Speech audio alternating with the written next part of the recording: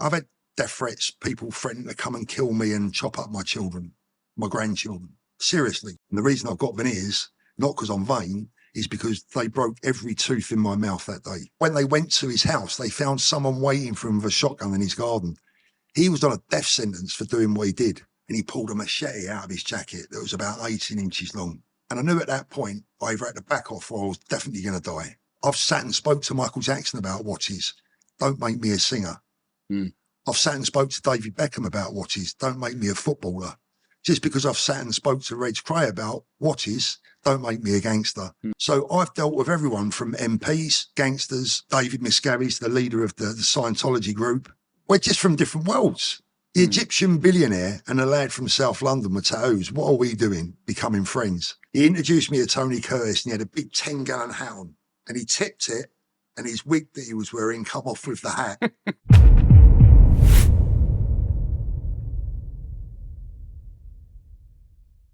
I want to thank you for watching, and I want to thank our two sponsors.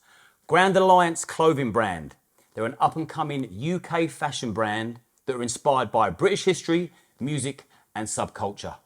And Bow Security. They've been leading the way in the industry since 2009, keeping your businesses safe.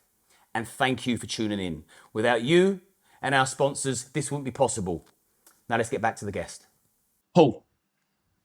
Lovely to see you again, mate. Yeah, it's good to see you again. So, Paul, he's a watch dealer, has been for years, and items of beauty, luxury collectibles. You're a knife, gun enthusiast. I mean, I know firsthand that you've been in some real tricky situations when you had your jewellery shop down in Sussex. I know you've got a very interesting past, but I've never really pried, because when we met, it's face value. I bought my very first watch off you. And I'm watch mad. Yeah. I know you deal in all different watches, Patek Philippe's, Rolexes, Omegas, maybe not so much that end of it, but sort of Rolex upwards. The higher end, yeah. I've always loved the Rolex, to the point where that was how I measured my first sort of chapter of success. I set myself a target. When I reach this level, I've done what I need to do in my mind, I'm going to treat myself to a Rolex. And you was the man that I come to see. And then when I met you, I could instantly tell you're rough and ready, but you're a rough diamond. You're slick. And I could tell with your communication and your people skills. So I was a fan as well as a friend. I thought, I love how this geezer operates. Yeah. I'd sit in your shop and I'd even hear you tell people you can save money if you go there, or don't put your money there because you're going to lose money. And you sort of put the customer first. And I thought, yeah, I like this geezer a hell of a lot. And then people would talk around the town. Oh, he used to work with Mohammed Al Fayed and he's got, he's done this in his past. He's got a bit of boxing. He's done a bit of acting. And there was all this stuff. And I thought, I'd like to know more about it, but I'm not going to pry. But now I'm hosting my own podcast, I now get to ask all the questions and find out all about you. And I'm real looking forward to this. Absolute pleasure, mate. I've got to be honest with you. It's nice to be this side of the mic rather than that side because, obviously, I've got my own channel and, this job's not easy, right? Doing what we do now, it's a skill, it's an art. So it's nice to be this side of the mic.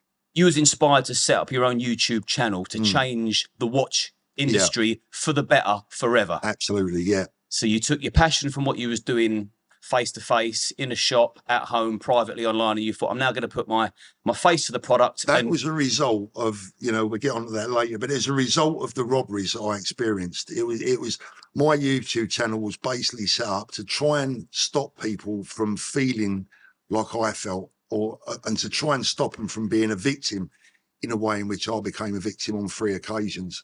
So that's how my YouTube channel started. I mean, it's grown since then, but that's basically the nuts and bolts of why I started it. What is your YouTube channel and what's the tagline and where can people find you? Rather than say this at the end, now we touch base on it. Yeah, it's Paul Thorpe, watch dealer. I mean, if anyone just types in my name, Paul Thorpe, I'll come up pretty much straight away. And, they can see what it's all about. It's not just about watches, there's a bit about life in general, but, all in all, I hope it's an inspiration. I think me and you have got a lot in common, the way we think and the way we treat other people. I like to think that in some way it can act as an inspiration to working class young men that maybe feel there's not much future. Well, there can be. If you do things right, you can have a future. Well, I take that as a massive compliment because I love what you do and I love watching you. And doing what you do, when you're dealing in luxury watches, everybody wants a nice kettle, a nice watch. Whether you're a city slicker, a farmer, a gangster. So you got to wear a lot of hats. Yeah. And you got to change. You got to be real versatile to be able to, keep up with everybody's different needs and mirror everyone and also relate. Well, we'll talk about some of my customers later on. And, the diversity of my customers, you say you had to put a lot of different hats on. Mate, I had to put a lot of different hats on. Trust me when I tell you. So, yeah, that'd be an interesting to talk about later on, definitely. Paul, I'm looking forward to this. Let's go right back to the start. Where were you born? I was born in South London. I was born in Carshalton, St Helier Hospital, Carshalton. My mum was from Sutton. My dad was from Fulham. As soon as I was born, we went back to Fulham. We lived there, I think, for the first year or so of my life. And then we come back to Sutton. So really born and raised South London. I had a magnificent childhood, mate. I know all about your past, your history. I think I can say, at least from my dad's side, it was the polar opposite. I had the two best parents that you could ever wish for. Totally dedicated to me, my upbringing, love, care, attention, everything you could possibly want in the perfect childhood. My parents offered me, and I thank them both to this day. God rest them, they're not with us, but the ironic part is that cosseted upbringing up until about the age of 10, when you leave small school and go to senior school. Yeah. I didn't really know what the world was about because I was going to this lovely mixed school, boys and girls. I was one of the, if you could even use that term at that age, one of the toughest in the class, if you like. When you're 6 and 7, nobody messed around and it was all good. And then I went to senior school. We moved. I went to senior school on a council estate in between Malden and Mitcham. All boys, most of them from one-parent families. And boy, my eyes were wide open then. It was totally, totally different. All of them into boxing and rugby. All of them into everything, and, just about anything you can imagine. And the first year of that was very, very tough for me because I had to make the transition from being, just a really nice little boy with lovely parents, going into an environment where the boys were a lot tougher than me. That had a much harder upbringing. And I always say jokingly, but serious, is that when I went to senior school, half of them were sexual deviants. The other half were just plain violent. And that was just the teachers. It was a pretty tough place to be, mate, I can tell you. The introduction was, there's the cane. There's plenty more where that come from. Absolutely, mate. But having said that, although it was a very tough time, I think it taught me a lot. And I think one of the biggest things that it taught me was that I learned very early on that there are reactions to your actions.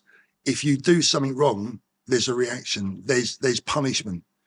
And whether that be talking to your fellow lads at school in a way that they're not going to accept, and you end up with a black eye, or whether that be the teachers beating the absolute shit out of you, and I mean beating the absolute shit out of you, I learned very early on that there are repercussions for bad behaviour or unsuitable behaviour in a particular situation. So it taught me very early that the world was not the sweet world of roses that my mum and dad taught me it was between the age of 0 to 10 years of age. So it was a tough time for me. And I think nowadays we are severely, as a country and communities, lacking consequence. 100%, 100%. Liam, you've hit the nail on the head.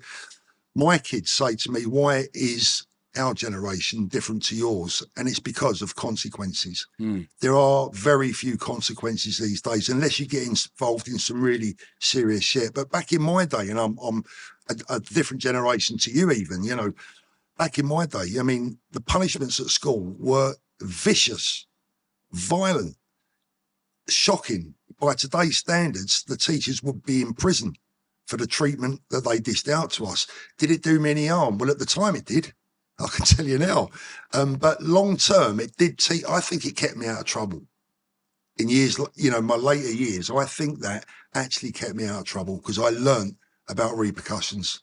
I think it pays dividends to have a teeny little bit of fear hanging over you, because there's a fine line between fear and respect. Yeah. You don't want people to be scared of you, but you want them to respect you. In order to be respected, there's got to be a slight fear of consequence. And nowadays at school, you raise your voice to a child, they've got a line they can call to report you. I mean, same as with the police, same as even with parents bringing up your own children. You give your kid a good bollocking, there's a line they can call to complain about you. Get you into trouble. So who's actually bringing up the kids now? Yeah, it's a tough one. I mean, look, I wouldn't be an advocate of beating the shit out of kids at school. You know, I wouldn't want to go back to the dark days of the 1970s and an all-boys comprehensive in South London, because it was brutal. But there's somewhere in between, right? You know, Totally. there's somewhere in between. But, you know, it was also, once I come to terms with it, Liam, it was some of the greatest years of my life. You know, I met some real characters there. There were 32 of us when we started that school in our class. And by the time we finished, there was 15. The rest had either been expelled, 2 committed suicide. That gives you an idea of the environment that I was in. How tough it was. You know, and it made me a man. It made me a young man, but it turned me into a man very early on. And so from what ages were you at the all boys school? 11 till 15. I was expelled as well, about 6 months before I was due to leave school. So it was 32 class, ended up with 15. Wow. And for young lads between 10 and 15 to think that life isn't worth living anymore, was that because there was outside stuff going on? The school was in the middle of a council estate in South London, and most of the kids, I think, or a lot of the kids, were from single parent families. I'm not dissing being brought up on a council estate, nothing wrong with that whatsoever. That's where my family come from. But what I'm saying is they weren't all coming from stable environments necessarily. You know, I think some of them were witnessing violence at home. They were definitely witnessing violence on the streets. And when you go to an all-boys school like that, in an environment like that, where half the school were boxing at Rose Hill Boxing Club, for an example, you know, that's something you needed to do. If you went to my school, you had to go and box. Otherwise you were just not part of the group. So there was a never-ending battle for supremacy, a hierarchy in an all-male environment. So it was really, really hard for me mentally to get my head around, and I had to learn my place in that pack. And where did you find yourself in that pack? Just below the middle. Just below the middle? Just below the middle. Yeah, because you're not a walkover. No, I'm not a walkover, Liam, but I've never been a tough guy. And I would never, you know, one thing I want to make very clear right from the start, anyone that watches this now, if they think they're going to be listening to some kind of wannabe gangster or a bad boy or a tough guy, I'm none of those things. I'm a decent family man with very high morals, and I have no wish to be perceived as anyone that's been involved in anything naughty in my life. I've been around it, and I've been around people that have been that way. Probably because the number one attribute I think I've had in my life, going back to school, was my ability to have a laugh, have a joke, and be a nice, personable, good to be around person. So I didn't fight my way up to being popular at school, because when you ask where was my level, from a physical fighting viewpoint, I was under halfway. But from a popular viewpoint, I was fairly close to the top. And that's because I was capable of having fun, making the other kids laugh, being naughty, you know, doing things that I shouldn't be doing at school that made you popular. So I was good at that. But the tough guy part, nah, wasn't me. Yeah, it's a good point you made there, because given the choice through any stage or any chapter in my life, I'm going to choose charisma over forcefulness all day long. Every time, yeah. Being charismatic, being charming, being friendly, doing people good turns, that will come back and pay you dividends. You go around being a tough guy, bullying people, you may think you've won the battle there and then. That'll come back and... Who wants to be around you? Nobody. Who wants to be around that person? We all know people that when they walk in a pub, everyone goes, oh, no. And it's horrible to see, because then people pretend they're pleased to see them. It's like, really, you're not pleased, you're scared. You're scared, yeah. So what did you get expelled for? Just general bad behaviour, you know, just being unruly. And I was very unruly because I had to live with the pack. It wasn't necessarily what my parents had told me. It wasn't necessarily the way I wanted to be. It was the way that I had to be to survive in that environment. You become a product of it. You become a product of it. So the ethos was you behave badly, you do the wrong things, you're popular, you have an easy life. if you sit there like a good boy, say yes, sir, no, sir, and do your homework on time, you're not going to be popular. That was the environment that my school was all about. Bad, Liam, very bad. I mean, educationally, I did not too bad, but let's be honest, I left school, I was expelled from school with no exams, no qualifications. I was on the part, I was on a junkie before I left school, really. To have 6 months left to get expelled, I'm curious, you must have done something substantial. It was an accumulation. Truancy, yeah, fighting. Everything from letting down teachers' ties down on their cars to, Those were the good old days, though, weren't they? Yeah, just naughty stuff. But I think what I would emphasise is that the reaction of some of the teachers. I mean, we had teachers at that school that were known sexual predators. Thankfully, I was never a victim of any of that, but I know boys that were. But nothing was ever said. Everyone knew. It was common knowledge and an open book that one or two of the teachers were sexual predators towards the boys. And there was no... It's just a different world back then, mate. They weren't sacked. They weren't suspended. They were just allowed to get on with their lives and do what they wanted to do. We used to have teachers bring in pornographic magazines to show us. What sort of, they used to let us smoke in the back of the class. What sort of environment is that for someone being brought up in education system? Yeah, as much as I don't like modern times, how woke and flaky it's become, I still think bringing in pornography for children to watch and allowing them to smoke is there you go. There's another death sentence. There's another death sentence. Yeah. Which unbelievable. Whether you're a smoker or a non-smoker, you know that smoking does eventually kill. Exactly. And that's the environment. And then it would, then there'd be the violence. And they were, like I said, half of them were sexual predators. The rest were just plain psychopathic. And they would thrive on the violence that they were allowed to inflict on us boys, where they would customise their weapons of choice, whether that would be a cane or what they used to call a slipper, which was actually the bottom of an old Gola trainer. That brown sort of hard, rubbery substance, sole. And they used to cut it. They used to take the shoe off, just leaving the sole. And then they deliberately choose one with like rubber studs on, and that they would just beat you mercilessly to the point where you would bleed. Your knuckles would be swollen and they would bleed. And there was no repercussions or comeback for that for them. None whatsoever. Unreal, perverse, sadistic. Yep. And when you think it's in the middle of a council estate and these teachers will know that there's a lot of people from single parents, no father figure. As you're describing your experience at school with these teachers, I'm thinking about Pink Floyd, The Wall. Yeah. So it was known that kind of behaviour was going on. Back in the 70s, it was rife. Like draconian measures at school. Yeah. The corporal punishment in jail when they used to give them the cat and nine tails and all that. We're only just past that period in the 70s. So violent punishment was accepted as part of the norm. It was dying out towards the end of the 70s. It obviously was gone altogether. But when I was going in my years, 74, 75, 76, it was just accepted as the norm. If you misbehaved, you had the shit beaten out of you. So where would you say the happy medium is now? Let's just say you've got an unruly child at school. He hasn't got ADHD. He hasn't got autism. He hasn't got one of these labels that keep getting fired around now. He's just a little shit. Yeah. Where would you say is the happy medium to deal with someone who's constantly reoffending and distracting others from learning and getting ahead in their lives? What would you do? It's a great question, Liam. I'm not sure I'm qualified to answer it, but I mean, I still to this day don't think there's anything wrong with certain types of corporal punishment. For example, the cane. I don't think that there's, 6 of the best really did anyone any harm. 6 of the best? Yeah, they used to literally... I've not heard that for years. Mate, they used to line us up, literally. If we'd misbehaved as a class, they used to line us up. And the funny part about it was you knew the toughest kids because they were last. And the weaklings in the class were first. And you know why? Because by the time the bloke had got to the end guy, he'd run out of steam and everyone was getting softer and softer.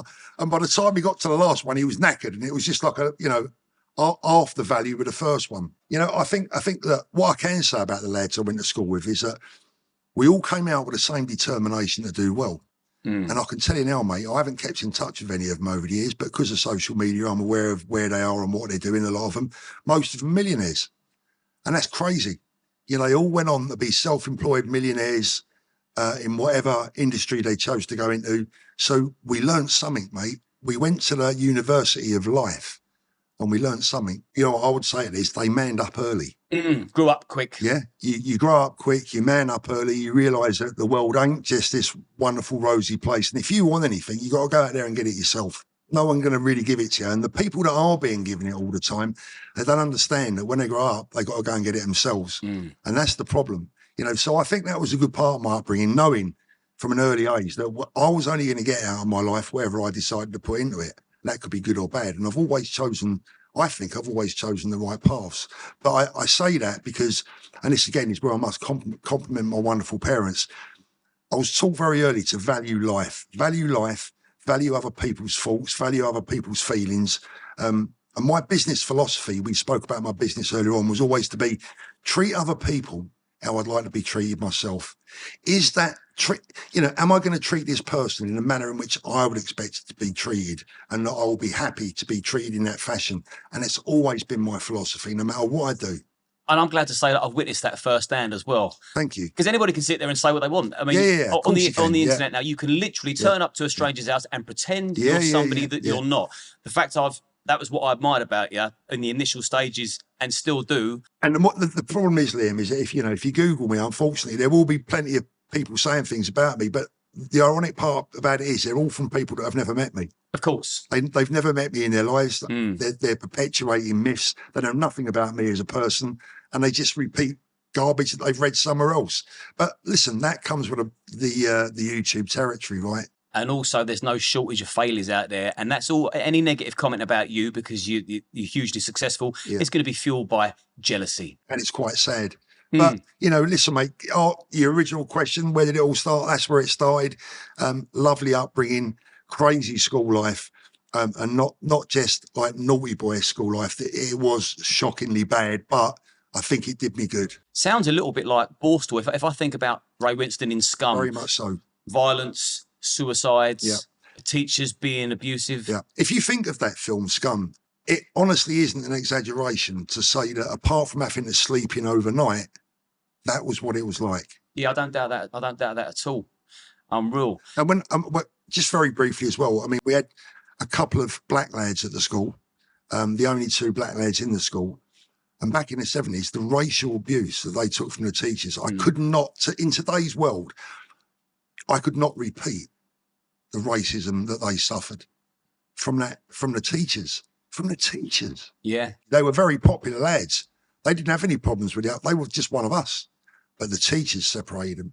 It's good that the lads were from a council estate, because ordinarily that would be monkey see, monkey do. But the teacher's saying it, my dad's saying it, I'll say it. But the fact you had to become young men, early on, you knew that, hang about, that person you're referring to as whatever derogatory racial term, that's my friend. Yeah. That's my brother. Yeah. We had each other's backs. All of us, we had each other's backs. So it was almost like the army as well. I've never been in the army, so that's probably an unfair thing to say, but I felt that our school almost became like a battalion. We were so close. We were like brothers at the end, and we stuck together through thick and thin because we had to. So where did you go once you were expelled? How was your life then? Well, my mum and dad had a family business, and they wanted me to go into that, obviously. But, being a young lad, I didn't want to do that. I wanted to go after my mates. So my very first job was as an apprentice engineer. Lasted about 2 weeks, and I thought, I'm never going to work for anyone in my life. I've got to make my own living. I'm not employable. So that, I've always been self-employed. So my mum and dad introduced me to the family business. I did all right, took a little bit of learning, had a couple of 3 years of all I was interested in was my mates, football and girls, which is perfectly natural when you're a teenager. And I suppose my real business life didn't start until I was in my early 20s. And that's when I started getting into my watches. So you was about 20 when you started your first business? Yeah, watches, yeah. Carried on for a few years, and I always had a big interest in boxing. I was a big boxing fan. We used to go up to the Odeon in Leicester Square for the midnight fights in Las Vegas and always into my boxing. And one day I thought, you know what, I fancy having a dabble in the boxing world. Not as a boxer, because I was never good enough, you know, but a lot of my mates were boxers. I was knocking around with professional boxers, and I just thought I fancy getting involved in the world of boxing. And what can I do? There's something missing. And what was missing, Liam, was the connection between the fans and the actual boxers themselves and the hierarchy, inside the sport, if you like. And there was this big void in the middle. You had the fans and you had the people on the inside, and nothing in between. And being a bit of being someone that likes to think I can be a negotiator and get in the middle of people and try and make things right, I thought I'm going to set up an association and try and get the two closer together. And very quickly I learned that this was going to actually be quite easy. I started going to a lot of boxing shows, meeting a lot of good people, inviting them into this organisation I'd set up. It was called the WBFA, World Boxing Fan Association. And mate, it took off like you would not believe. Within a year, I was appearing in the Ring magazine, which is like, for me, the most prestigious boxing magazine. To appear in the Ring is like the pinnacle of anyone's boxing career, if you like, if you're not a boxer. So, you know, I had boxing news. I was dealing with people like Reg Garage and Harry Carpenter, you know, the two old boxing commentators. I was just about meeting every fighter that was worth meeting. We was putting on events. I brought over Roberto Duran, Ernie Shavers to this country. I was getting involved with Frank Maloney, who was Lennox Lewis's manager. It was a crazy time. It was boxing and show business are intrinsically linked. So when I got involved in the boxing, that led me into the world of showbiz and to the world of celebrities, which was another part of my life in my 20s, which, mate, let's be honest, I was having a result of a lifetime. I'm single. I'm in my mid-20s. I weren't a bad-looking fella back in the day, right? And I was going to say, you're still handsome now, mate. Thank you, mate. I have to tell my missus that. So I'm in my mid-20s, single, and I'm mixing in professional boxing and the world of show business. What a life. In good shape as well? In fairly good shape, you know. Oh, by the way, I did notice that you invite all your guests to the gym before you do a podcast. You never invited me. I wanted this to be a relaxing experience for you. You want to be knackered before we started. So I'm in my mid-20s. I'm going to Benny Hill's birthday party. I'm going to Page 3 girls' birthday parties. I'm dating Page 3 girls at this time, all in my mid-20s. You know, this was the world of heaven for a single man. And we had some wonderful times, wonderful, amazing times. But it also turned sour as well towards the end. I had a big reach to boxing fans. Just like now, I have a big reach to watch people. Back then, I had a big reach to boxing fans. And a travel agency contacted me and said, can you help us sell tickets for the Mike Tyson, Liam Spinks fight in Las Vegas? I said, yeah, we can do that. Definitely. And what year would that have been? 87.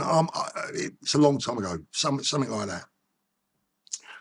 Anyway, the bottom line is I got Terry Lawless involved to help me. Terry Lawless was Frank Bruno's manager. Anyone of a certain age will instantly know who Terry Lawless was. So Terry and I promoted this travel agency. They sold 2 jumbo jets full of boxing fans to go out to see this fight. About 2 weeks before the fight, I started getting phone calls. Paul, I've not received any tickets yet. No travel tickets, no boxing tickets, nothing. Like, I thought, all right, I'll give the guy a ring. No mobiles back then. Anyway, 2 days, no answer. 3 days, no answer. It turned out this guy was a gambling junkie. He'd spunked 700 people's money in the casino, and me and Terry Lawless were left pretty much holding the can from a perception viewpoint. Now, Liam, you know boxing fans, right? They ain't the local library brigade, right? They're not from the Derby and Joan Club. They're not going to email HR with a complaint. No. Mate, it was a nightmare. And I was out one night and I got home late. I was living back at my mum and dad's at the time. My dad said, Paul, he said, I think you got a problem. He said, Terry Lawless has been on the phone. Someone's just firebombed his house. And, mate, that was the time I decided enough was enough. As it turned out, the guy that did it, the guy that ran off with all the money, was arrested by the police. You know, he took the blame completely. We hadn't played no role in it whatsoever. And when they arrested him, or when they went to his house, they found someone waiting for him with a shotgun in his garden. He was on a death sentence for doing what he did. An absolute nightmare. And that ruined You know, I think I had 4 or 5 years in boxing that was perfect, except that, and that's what spoilt it. And in business, you can't do it all yourself. You have to rely on other people. Of course. And how do you know if someone's a gambling junkie? He was all properly registered. He had, you know, bricks and mortar premises up in the Midlands there. There was no Google back then. Nah. You couldn't Google someone. Everything that he presented to us as a business was right. And it, you know, apparently, by all accounts, up until this instance, he'd run a very good travel agency. But on this occasion, the amount of money that came in proved too much for his gambling addiction, and he blew the lot. Was there any repercussions for you? There wasn't, apart from, I think the boxing community, who obviously knew me well and certainly knew Terry Lawless very well, knew that we were just, you know, puppets in the game, as it were. But it weren't pleasant. But I decided at that stage that it was time to move on. But I had a wonderful time, mate, and the people that you meet, just crazy. I mean, I was very good friends with Terry Marsh at one time. You probably won't remember. He's a world champion boxer. And I was doing a lot of business with him in the boxing industry. And I was in the Frog and Nightgown in the Old Kent Road, a famous old pub in London. And it was just after Frank Warren had been shot. The boxing promoter had been shot in the street by a masked gunman. And I was in there with a girlfriend, and the police came in and pulled me out of the Frog and Nightgown, wanted to interview me. Not about the shooting as such. They weren't accusing me of being involved in the shooting, but they thought that Terry Marsh had done it. And they wanted to know if I knew anything about the shooting. And they did eventually. They charged him with it. But he got off. The jury found him not guilty. But that was back in the day. That was a big thing. You know, it was Britain's biggest boxing promoter shot in the street by an assassin, attempted assassination. And I was a kind of a business partner of the #1 suspect. But he was not guilty. They found him not guilty. Did they find the person who done it? No, never found him, no. But I you know, when you're in that world, this is one of the things that I said right at the beginning, Liam, you know, I don't ever want anyone to think that I'm some kind of wannabe bad boy. But I've been in those circles, but I've always managed to stay the right side of the line. When anything naughty's been going down, they always knew that it wouldn't be a bit of me. You know, if anything was going to take place, they would say, "Oh, Paul wouldn't want to be involved in this stuff. It's not a bit of him." You know, so I always used to step back from the. I could be in those circles, but I'd stand back from it. That's what we've got very much in common. I know all sorts of walks like you do, all sorts of boat races that I could list off, and people go, "I know him," but I fly straight. Yeah, I would never want to lose my liberty. I wouldn't like to do a stint in jail. That ain't for me. I love life. Yeah. I love having a laugh. I love getting up. I love yawning. It's like, God, that felt nice. That felt free. I don't ever want to get banged up. And also, when you start getting involved in criminality, there's always going to come a time where you've got to do something unpleasant, and then you're going to lose sleep because your moral compass is now out of shape. What I think it is for me, mate, comes to a lack of bottle. To be honest with you, I'll put my hands up. I ain't got time for any bird, mate. I've not got time to be going to prison. It's not for me. No. It never has been. I've never fancied it. So I've always, the old saying, if you can't do the time, don't do the crime. I've never forgot that. So, you know, for me, that's never been in my fault train. To do things illegally or to be involved with people where it could potentially lead me going down that route, I've always stayed well clear of. I'm with you 100% on that one. Plus, you and me, we got too much lust for life, and we know sitting in a jail cell, that's not living. That isn't life. 100%. That's shit. I know you was talking about the Craig twins and that the other night, or on the podcast I was watching yours the other night. An old friend of mine, Peter Shaw from North London, he introduced me to a guy called Alex Dean, who was one of the very biggest faces in London in the 60s and 70s. He used to look after a lot of stuff for the Crays. And I'm in his office having a chat with him. The phone rings. He had one of those old pay phones that were on the wall. I'll never forget them. You know, the old you used to get in a pub. Yeah, right? yeah. The phone rang. Alex has gone to answer the phone, and he's gone, he's going, I'll go and have a look. Anyway, he said, Paul, come here. Have a word with Reggie while I go and have a look for something, right? Now, I've never spoke to the guy in my life. I've never had any connection with the Cray twins or the Cray family. All of a sudden, he's given me the phone to speak to Ronnie whilst he's in Parkhurst, right? To Reggie whilst... What am I going to say to him? Hello, mate. What you been up to? Yeah. You know, how's that wall looking today? Yeah, how's that? So those are the weird positions that you can get put in, and also how you can be speaking to someone like Reg Cray, but never be anywhere near their circles, never be involved in the naughtiness that they were involved in. But you still got to meet them in some way or another. And there's a lot of other people, probably some of the most famous people in the world that I've met and dealt with and had some dealings with. And you think, how did I ever meet that person? What was I doing in that person's company? You know, I'm not going to sit here and drop names, but we might come across one or two of them. I mean, as you know, I used to speak to Reg all the time, even face to face. When Reg would speak, you'd have to lean in. He'd speak very quietly. Yeah. He'd speak very, very quietly, and sometimes he'd mumble his words like. I hardly understand what he was saying. Yeah. Very tough. You had to. You almost had to learn Reg. Yeah. To be able to have a conversation with him, and over the phone. I mean, I was only young, and when he'd ring up to speak to me, and they'd say, "Liam, Reg is on the phone," I mean, fucking hell, I've got to try and work out what he's trying to say. Yeah. So what was your link with Reg? None really, apart from Peter. My friend Peter was an old school. He was actually a born again Christian. He'd been through the whole lot. He'd been in prison, been a smuggler for certain groups in London, and he turned the other way. He'd done a stint in prison, realised that it wasn't for him, and he, apart from my dad, and I told Peter, I met him to do an interview like this a few months back, and it was the first time I'd seen him in 30 years nearly. And I told him to his face that apart from my dad, he played the biggest influence in my life. He introduced me to everyone in the boxing world that was worth knowing, because Peter knew everyone.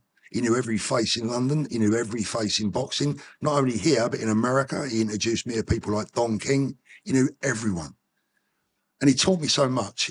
He was the next step after learning. You know what I said about what I learned at school? Mm-hmm. Then I learned from Peter, who was an old school villain, an old school gangster, proper gangster, but had turned the right way and taught me always stay the right side of the line. Never get involved in this badness. You can be a good person and could be respected by these people without being a bad person yourself. You don't have to be a bad guy to be respected by bad people. You know, they can respect you because you're decent, because you're actually a straight goer, and they know the score. Well, I've found a lot of villains, a lot of gangsters, they appreciate a solid straight goer in their life, because 100%, you bring reason to the table. Liam, like, you are spot on. Yeah, mate, I know no one likes to say this to you, but you've overstepped the mark there. Like, bring it back a little bit. Liam, you are so spot on. You are so bang on. And that is why, we'll come to that in later, but why I got on with Muhammad Al-Fayed so well. Because I was the only person in his life at that time that was prepared to tell him the truth. And he loved that. He was paying people thousands of pounds a month or a week or whatever. And all he'd employed was yes men. No one wants a yes man. You know? How are you going to learn from a yes man? How are you going to learn from someone that just tells you yes every time? So I think the people that I was surrounding, or surrounded with, they found a respect for me. Because I think I was always not a nice person to be around, but because they knew I was a straight goer and I wasn't prepared to get involved in any naughtiness, they respected that and they liked that. That's a great combination of character, that is, a straight goer and a straight talker. Because then you can blend in with anyone, including the gangsters, and you're confident enough to say, 100%. Don't do that, that's wrong. 100%. I mean, literally, Liam, I've been around them all, from members of the Essex Boy firm. I've been around one or two of them. Never knew who they were at the time, obviously, but I've been in their company. But I'd always wanted to be on the outside looking in. I never wanted to be on the inside looking out. Yep, but the reason I met these people was through business. It wasn't because I was going seeking out naughty boys to be around, but naughty boys like a watch, right? Everyone likes a watch. That's what we're saying at the start. Exactly, different caps. So I've dealt with everyone from MPs to gangsters to David Miscavige, the leader of the Scientology group. Oh, wow. You know, I've had him he used to come to my shop. But we've got in East Queen City, we've got their HQ, St. Hill. Yeah. I mean, he turned up at my shop in a black limousine. I thought he was the president of the United States. Might as well be. Yeah, honestly, a black limousine pulled up outside my shop. 4 guys got out. One stood on each corner of the car.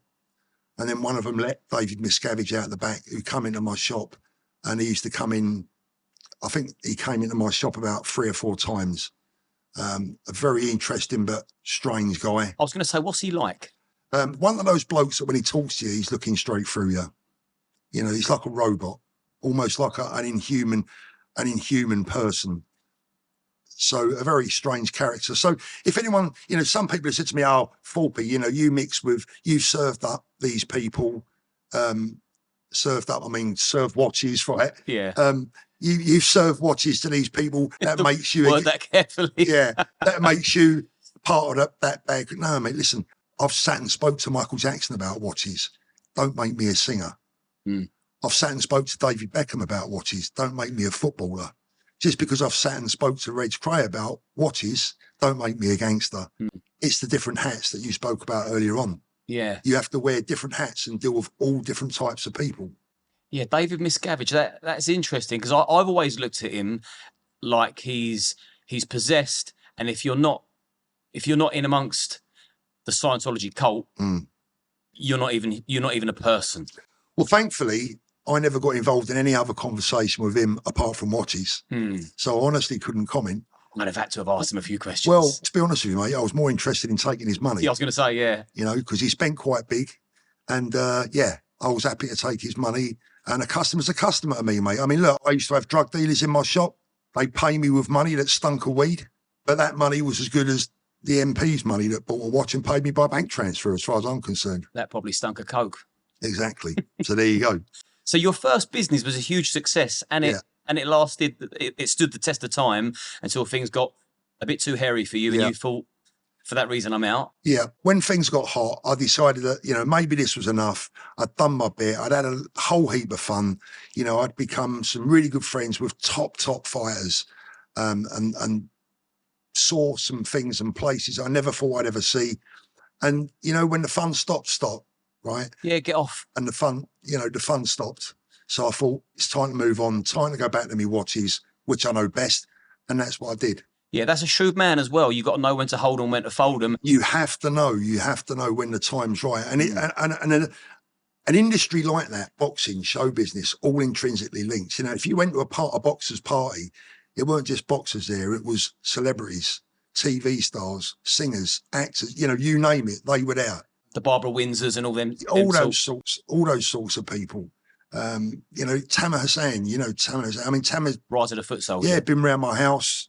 People like that, you go and you meet people like that, and they'd introduce you to other people, and it's just one big never-ending circle. And it's hard to get off if you haven't got the moral substance to say enough's enough. Well, it's addictive, isn't it? And there was also the side, you know, there was the other side of my business as well, where I was dealing with politicians, MPs, councillors, you know, all sorts of people that, again, I didn't belong in their company. They're in a different world to me, Liam. You know, what am I doing? Meeting MPs, going up to the Houses of Parliament and meeting MPs in a bar around the corner because they want to look at a watch or whatever. But it was part of my job. So I got to meet all of those people in that career. It was crazy. So from when you went back to watches, then how, what turn did your life take then? Well, it's very funny because having been in boxing, I'm a big sports fan. I'm also a big Fulham fan, lifelong Fulham supporter. My dad was a Fulham fan. My granddad was a Fulham fan. And a guy that I knew worked at Harrods Estates, and he knew Muhammad Al Fayed. And jokingly, Fulham had come up for sale. This is about, I can't remember the year, about 87-ish, something like that. Might have been a bit later. Fulham came up for sale. And the guy that I knew that worked at Harrods Estates jokingly said to Muhammad Al Fayed, why don't you buy my football club? We need a buyer. And he said, well, let's go and have a look. And then within a matter of weeks, the deal was done. Muhammad Al Fayed was the new owner of Fulham Football Club. And he wanted people around him that knew the club, that the fans knew. I was pretty well known down at the football club. You know, a lot of the supporters knew me, knew that I was Fulham through and through, and I could be trusted. And the guy recommended me to someone that could come and work at the club that would be the eyes and the ears of the chairman, or the boss, as I used to refer him to, in his absence. He was employing Germans, Australians, Americans. He'd go through them all because he'd heard they were the best. And I think what he decided ultimately was he needed someone who was prepared to tell him things he didn't want to hear. And somehow I was chosen as that person. How did that come about? through my friend that worked at Harrods Estates, he put me in front of the boss, right, and introduced me, and we hit it off immediately. I mean, I don't know why. We're just from different worlds. The Egyptian billionaire and a lad from South London with tattoos. What are we doing? Becoming friends. But it was funny because I tell you how the first time I impressed him, right, he'd just taken over Fulham and everyone wanted Mohammed Al Fayed's money, right? And that's the first thing that he told me. He said, Paul, he said, what we've got to understand is this. Whenever I meet anyone, there's only one thing on their mind. How do I get to this man's money? And that stuck in my mind. And I thought, right, okay. The first meeting that I went in with him and his staff, people were presenting something. They wanted to charge Fulham it was about 50 grand. The bill was going to be about 50 grand. And I asked them what they were going to pay to be associated with a football club of Mohammed Al Fayed and Harrods. So I turned it in a complete circle. From a 50 grand bill, it went to them paying us for the association with Harrods. And that impressed him. He liked that. And I was always a straight talker with him. Whatever he wanted to know, I'd always tell him there's only one thing that I ever lied to him about. Only one thing. He asked me to agree that his son was murdered. Dodi Al Fayed with Diana. And I said I agreed because I really felt I had to agree with him. But I didn't really agree. That's the only time I ever lied to him. That's sort of a white lie, isn't it? Preserving his feelings. Yeah, when I got to know him, it wasn't that long after Dodi had been killed, and he was emotionally very raw, shattered. You know, his dad just lost his son, for God's sake.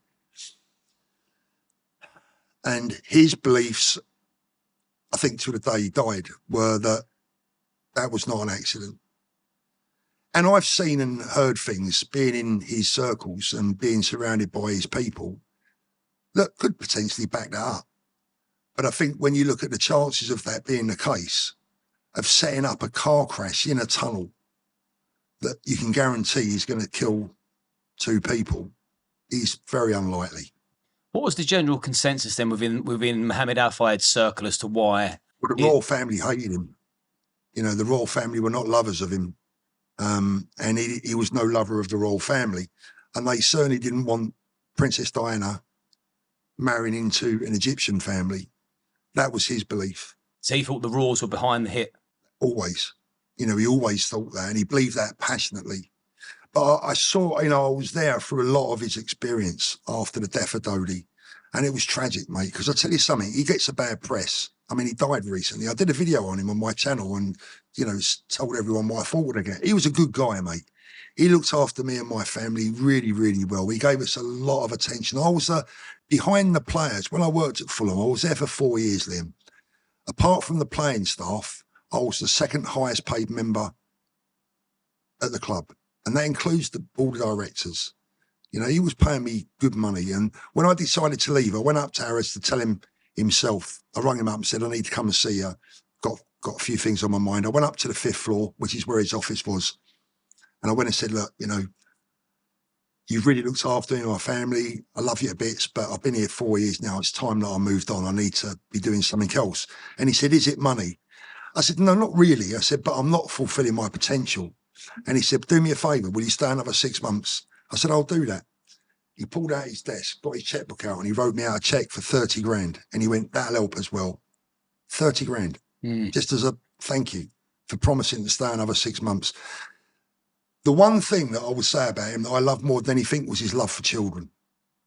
Liam, the times that parents would write to him and say, my daughter's sick, my son's sick, they need an operation, they got this, they got that. I never see him turn anyone down, ever. That man sent a lot of sick children across the world to get the treatment they needed. And he never ever took credit for that. You can only respect that. That's unbelievable. 100%. I mean, honestly, mate, I can't even tell you how much money that man gave away to children's charities and to sick children. And that's just what I saw. So that made him a good man for me. He always seemed like a very good sport. I mean, I know it's a far cry from helping children with ailments, but when he went on Ali G and started dancing, that was him. You think this is one of the most successful businessmen in the world, and you know, normally to be taken seriously in business, you've got to behave seriously And here he is on LG He dancing. liked to make people laugh. You know, his favourite thing in his pocket, he would always carry two things: little gold bars of chocolate and Viagra. And it depends on who he was with. So when he walked into the dressing room with the lads at the time, he'd go, "Oh, you had a good game there." I go, "There's a gold bar." And it was just a bar of chocolate, right? And then he'd go to a player that had a good game. "You need to sort yourself out. Here, I have a Viagra." that was his party trick. So he had a good sense of humour. I had a great sense of humour, you know, and he introduced me to a lot of people. You know, again, a lot of internationally renowned people, and it's through him that I ended up meeting Michael Jackson. People like Tony Curtis. You're probably a bit young to remember Tony Curtis, but he was, you know, a Hollywood superstar back in the day. I mean, he was the one. Jamie Lee Curtis's dad, yeah. Who, funny enough, this is funny, he introduced me to Tony Curtis, and he had a big 10-gallon hat on, like a big tall cowboy hat. And he tipped it, and his wig that he was wearing come off with the hat. And I had to not laugh. Do you know how difficult that was? I couldn't have done that. I would have laughed. Mate, honestly. But then again, I can. Yeah, exactly. But that's where I found myself. So again, it was a really exciting, great period. 4 years again. Why do you think you found yourself in these positions all the time? I suppose the harder you work, the luckier you get. And I used to work hard. If someone gave me a job, if someone asked, like when Mr. Alfayed asked me to do something, I delivered. And he recognised that. It's like when I went into the boxing world and I was working with all the different boxing promoters, they would ask me to sell tickets or they would ask me to do something, I would deliver.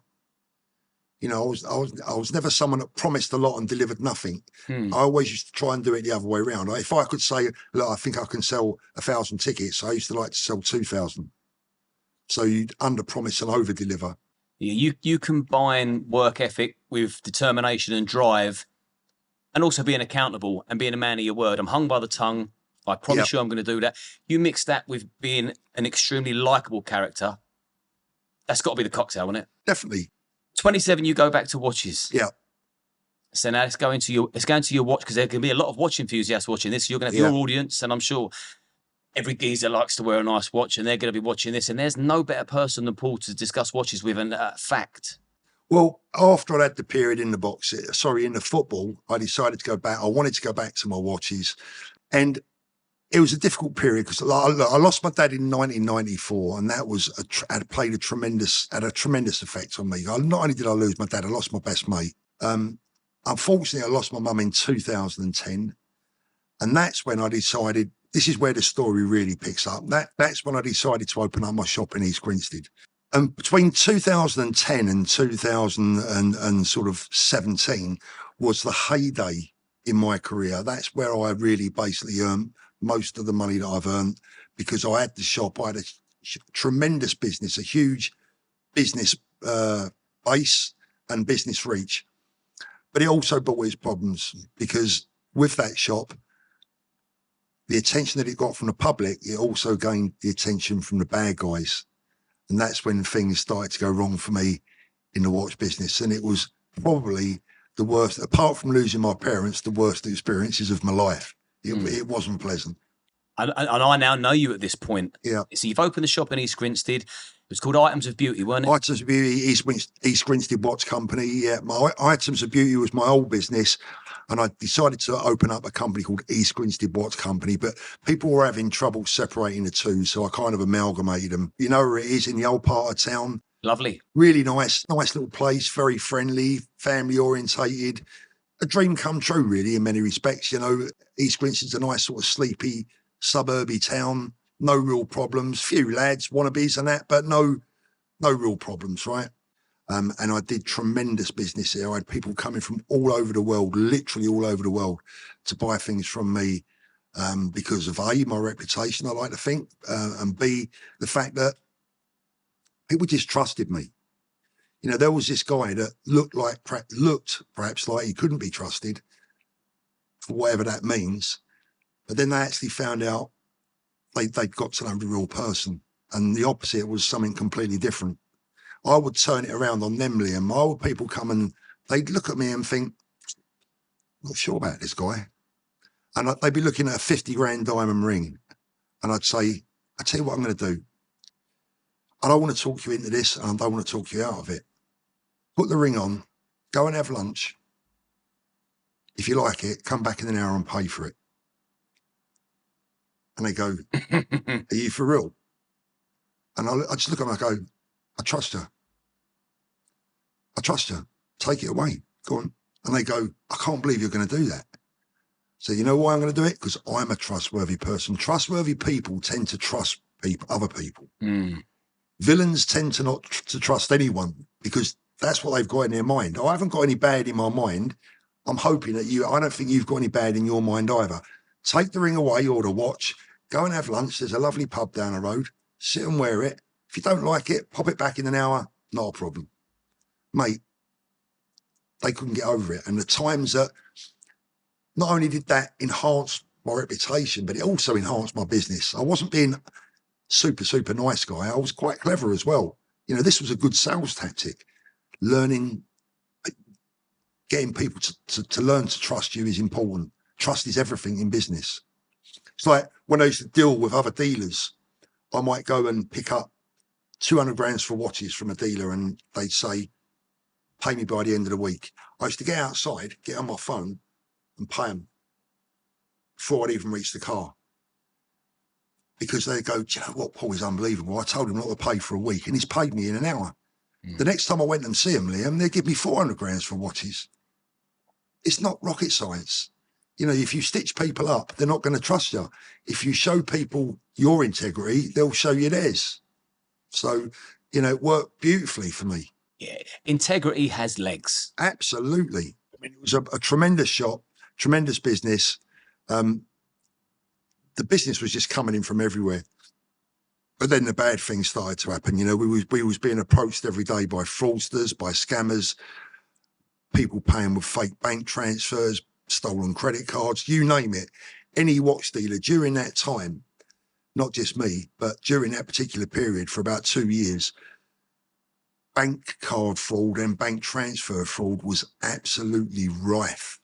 Even to the point where we had an old woman come to our shop one day, and we saw her looking in the window, and she was getting on. She was probably in her 80s, right? And she came in and she said, "There's a gold watch in the window. I'd like to buy it." I can't remember how much it was. It was a gold Rolex day date, and I thought that's a bit strange. No questions, not had a look at it. Just looks at a 15 grand watch and wants to buy it. Okay, so we've pulled it out of the window. She's gone, yeah, that's lovely. That's the one. So I've pulled one of the girls to the side and I've said, question her a bit more. I don't like the sound of this, right? You know. So she went back and she said, can I ask you, you know, was it a present? Is it a gift? You know, she's trying to get out of this old woman why she's buying this man's watch that's very expensive at her age, you know. It's not for her son's 21st, is it, you know? And she said, oh, yeah, it is for my son. He's asked me to buy it. Her story kind of made sense. And it's a 15 grand sale. So we put the sale through. She went out with a watch. Next day, she's back again. She wants another one. A different watch, but same sort of value. And I said to the girls, nah, something's wrong here. Something's badly wrong. Something's going on. And it turned out, Liam, that people had contacted her making out to be the police. This is now a common scam. It's happened a lot, but I was one of the first to be not a victim of it, but to be involved in it. What they do is they come along and they contact an elderly victim and say, there's a shop in the high street. We think they're money laundering. We think they're doing this or that. We need you to go and buy a watch from them and pay for it, get the goods, bring it to us. Don't tell anyone. Bring the watch to us. We'll seize the watch. You'll get your money back, and this will allow us to prosecute them. Hard to imagine that people would fall for this, but they are so good at what they do. And this is what they were doing. And we refused to sell her the second watch, and she actually got quite upset. She was getting worried as to why we wouldn't sell her this watch, and we was putting her under pressure. Is someone asking you to do this? So, you know, are you being coerced into making these purchases? And that's how it turned out. Unfortunately, we saved her the money with the second watch because we refused to sell it to her. Unfortunately, she'd already given the first one back to. She'd already given the first one to these people. That turned into a very common scam, and it was going on in so many watch dealers all the time. Watch dealers like yourself with a shop with a beautiful display. Yeah. I mean, how much stock did you have in your shop at once? In the window, 1.5 million, something like that, I suppose, on an average day. Absolute target. You are, but you have to, with the risk come the rewards. Well, you can't have a shop without a display. Exactly. So, we used to try and mitigate it. We'd put some valuable stuff at one end of the window, some valuable stuff at the other. A business like this becomes almost uninsurable unless you want to spend 30 grand a year on insurance, who then don't pay out because it happened on a Monday instead of a Tuesday. There's always a reason for them not to pay out. So you self-insure, you put 20 grand a year in a bank account. And if you got through 5 years, then if it did go wrong, you got 100 grand in the bank to make up for what went wrong. If everything went smoothly, you got 100 grand in the bank that you can say, well, that's mine, So we became, a lot of watch dealers became uninsurable. Did you bring your family down as well? Yeah, we moved. Yeah, we moved. We kept moving. We've constantly been moving south for a long time now. Now live down in Brighton, as you know. And, East Grinstead, I thought, was probably my home for life. But then the problem started with the police and the robberies. And the first robbery, I mean, I've had 3 robberies, 3 violent robberies. The first one was bad. The second one was okay. The third one was shocking. Talk me through all 3. Well, the first one, I was in the shop one day. It was about 10:30, I think, 11 o'clock. And just a regular day. My daughter came in to ask about something. And the first I knew that something was going on is that I heard 2 motorbikes pull up, very loud, revving, vroom, vroom, vroom, trying to intimidate people with the noise of the bikes. And with that, 2 guys jumped off the bikes. So you got a rider on both bikes and a pillion on both bikes. 2 guys jumped off the bikes, started smashing the window. They couldn't get through it because it was polycarbonate. It was 12 mil polycarbonate, almost impossible to get through. So there's hammering away at that with an axe. One had an axe, one had a sledgehammer. There was hammering away at that, couldn't get through. And I thought they were going to give up, but they didn't. They then turned their attention to the door. And the door gave in. Unfortunately, it took a few whacks, but the door eventually gave in. Then I found myself confronted with 2 masked men, one carrying an axe, one carrying a sledgehammer, coming into the shop screaming, "We're going to kill you, we're going to kill you." All the usual intimidating verbal shit that people come out with when they're doing stuff like that. The daughter's run to the back room. One of them's in my shop window, filling his bag up with my parents' life's work, my life's work. Everything I own is being put into a bag as he's emptying my window. The guy in front of me takes a swing at me because I went towards him. Don't know why. It was a stupid thing to do. I moved towards him. As I moved towards him, he took a swing at me with this axe, full-blown axe that you would chop a tree down with. And I'll never forget this. As it went, I moved back, and as it went past me, I felt the wind off it. I'll never forget that wind.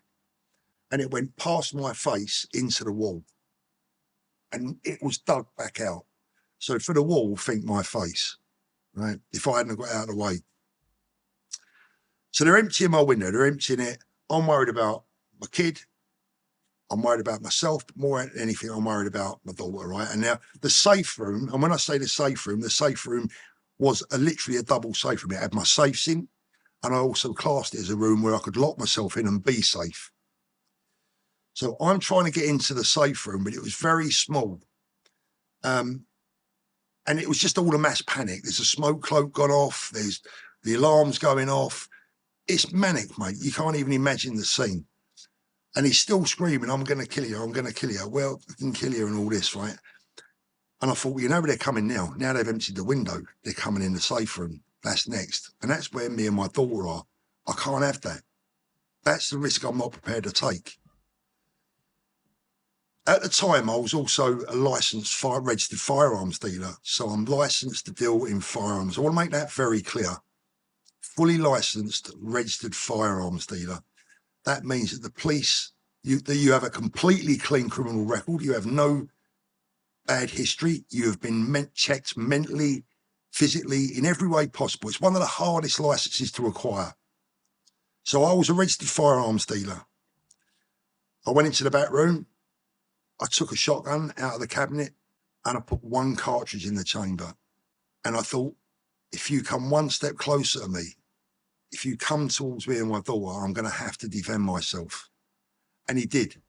At that stage, I had a choice. I could either gamble that he wasn't going to assault me and my daughter with an axe, or I could take action myself. And then the two choices were, do I shoot him or do I warn him? I don't think I was put on this earth to kill other human beings. I don't even hunt them. Even though I'm a big gun fan and a big gun advocate, I don't kill animals because I don't think I've got the right to take their lives. I have nothing against people that hunt. That's their prerogative. But I took the moral decision not to take animals' lives. Plus the fact that my wife would kill me, right? So I'm not put on this earth to be shooting people. So I took the decision to fire the shot, the one shot that I had, because that's the only time I had was to load one round. I fired it into the ceiling. With that, thankfully, that did the job. They both literally shit themselves, dropped everything and ran. They got rid of them. Job done as far as fulfilling the safety of me and my child. All this is captured on CCTV. So the police turn up about an hour later, very flippant about the whole thing. They've left multiple items of evidence. They've left a bag with clothes in, like an overnight bag. They've left 2 motorcycles around the corner where they've dumped them and jumped in a car for their getaway.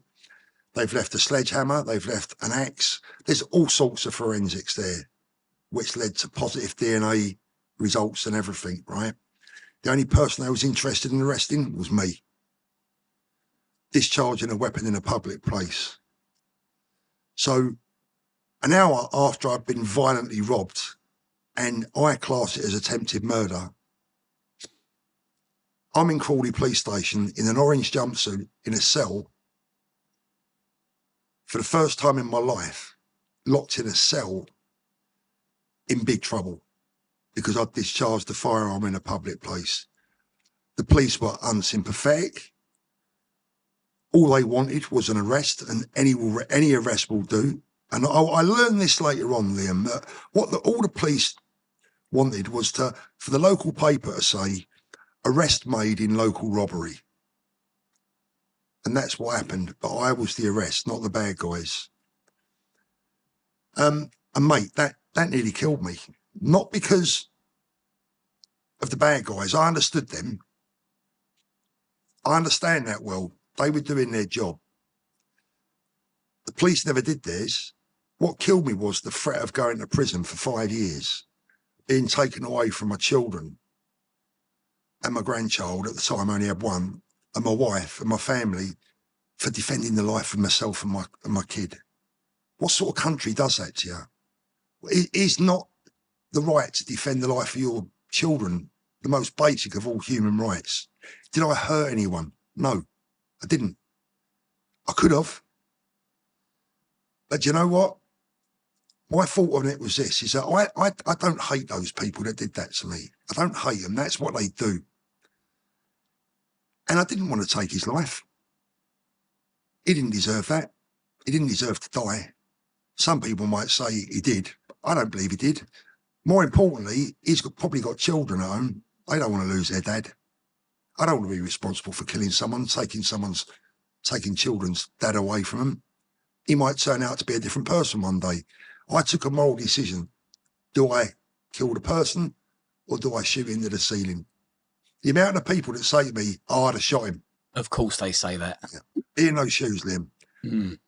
To be standing 4 feet away from someone, to blow their stomach out, is not something that I'd like to be responsible for. And all those people that said to you, I would have shot him, they wouldn't either. Put in that position, most people like to talk a good game, but people have never been in a situation as volatile as that, and they're not really qualified to comment. It's not a film. It's not a scene from Rambo. This is real life. I've got my daughter behind me.